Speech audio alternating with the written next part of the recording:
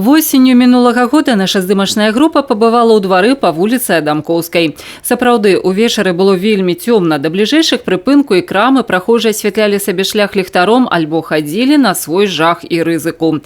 На скаргу жыльцоў тады нашай здымачнай групе ўдалося атрымаць наступны адказ ад камунальных службаў горада. По вопросу освещения дворовой территории по улице Адамковская, 42, можно сказать одно, что будет включено в план освещения и развития этого участка на следующий год. Значит, по вопросу освещения было освещение, значит, с дома, стояло 2 светильника, которые шли на учет жильцов. Жильцы отказались платить деньги, и, значит, будем делать так, чтобы шло городского бюджета. Кацярына Губарова тут пражывае адносна нядаўна, але асноўную перапіску з просьбамі зрабіць двор больш утульным, а галоўнае бяспечным вяла менавіта яна. З просьбай пасадзейнічаць добраўпарадкаванню двара звярталася і да памочніка прэзідэнта па Брэсцкай вобласці.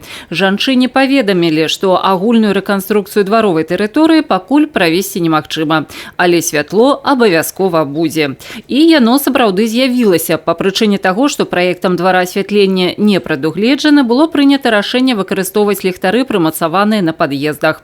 Уключаць і выключаць святло жыхары могуць самастойна. Зараз жанчына дзякуе усім адказным службам за светлый двор. Не просто лично полезное дело, это еще и общественно полезное дело, потому что это двор, это люди, это дорога, и, конечно, должна быть безопасной и должно быть светло. Вот. Да, я рада, и большое спасибо всем откликнувшимся и всем, кто сделал такое замечательное, доброе дело на самом деле.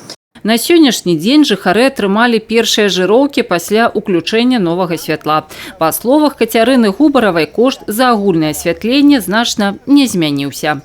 Вераніка Якавец, Тыгран Акапян, тэлерадыёкампанія «Брэст».